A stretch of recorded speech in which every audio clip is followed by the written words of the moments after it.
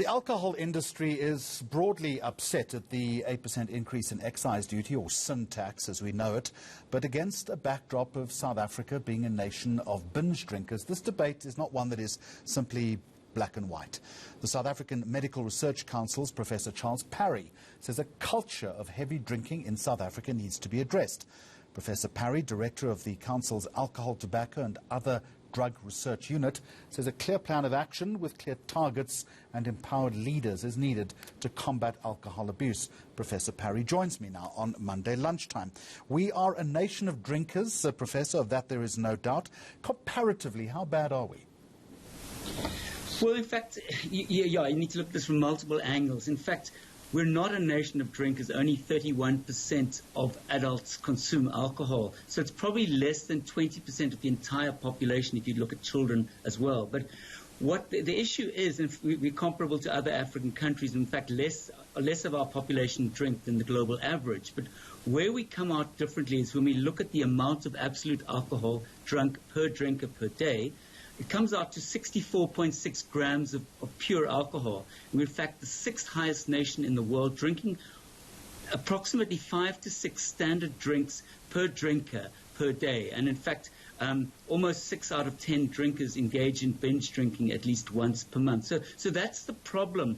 There's a large proportion of our drinkers when we drink to intoxication, and that's the problem. And I think the industry also parts of the industry depend on this heavy drinking to make the profits that they need to make, because there are not enough people drinking, or not enough people drinking. So they depend on a heavy drinking subgroup.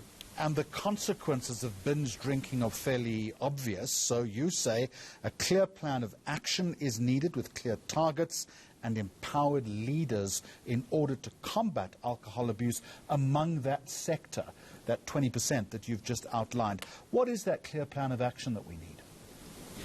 Yeah, and I think if we'd had this earlier, we probably wouldn't have needed to have all these lockdowns. We've been talking about this for probably a quarter of a century and things to do. So I think it really ties in quite closely with, we're looking at evidence-based action, things that are recommended, for example, by the World Health Organization, and they put out sort of 5 areas where there's needed action.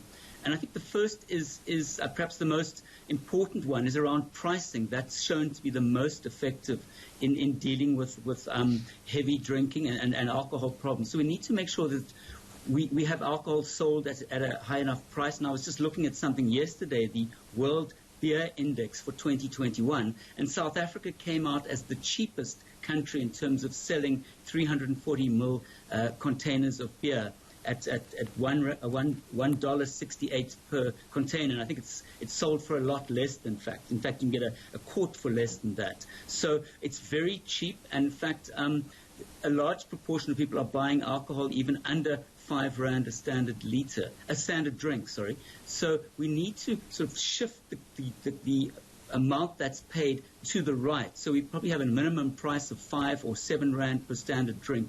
And in fact, there's some modeling going on at the University of Cape Town, and I've also got a PhD student looking at this, and papers will be coming out later this year showing that minimum unit pricing is effective in reducing heavy drinking. So the Tito Mbowene's decision to raise excise tax, in fact, it was 8%, but part of that is inflation. So it's only 3.8% above inflation, which was to be welcomed. But when you break that down, it doesn't translate into much of a cost. In fact, it works out at 14 cents per a 340 ml can of beer, and you've got to add the VAT on that. It's about 16 cents extra.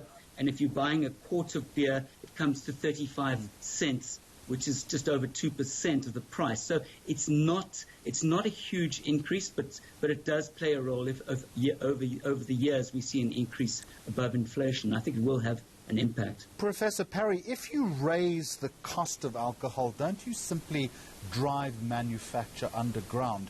And that often has disastrous consequences. I think that's overstated. Obviously, if the price raises too much, then you increase the risk of that. But I think no one can compete with the amount of alcohol being produced by the large producers.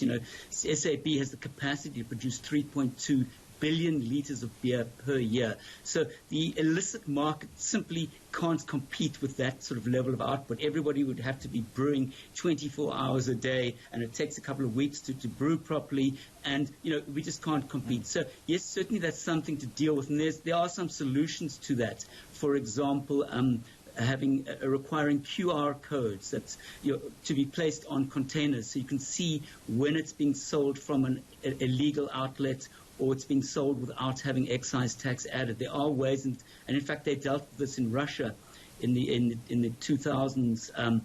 They dealt with illegal selling. So I think we have to look at that. We need better enforcement, but raising price is certainly one strategy. I mean, obviously that's not a magic bullet.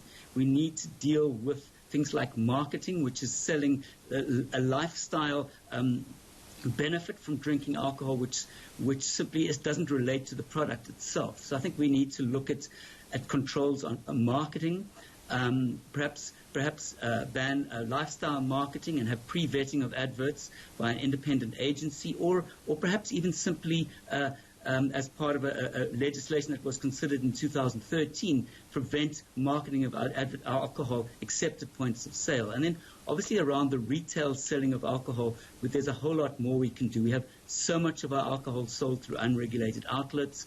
We need to bring more of those into the regulated market. We need to shut down those who are operating without a license. And perhaps have stricter hours on sales in high-risk contexts, such as residential areas. I appreciate you outlining it for us, Professor Charles Parry. Thank you very much indeed.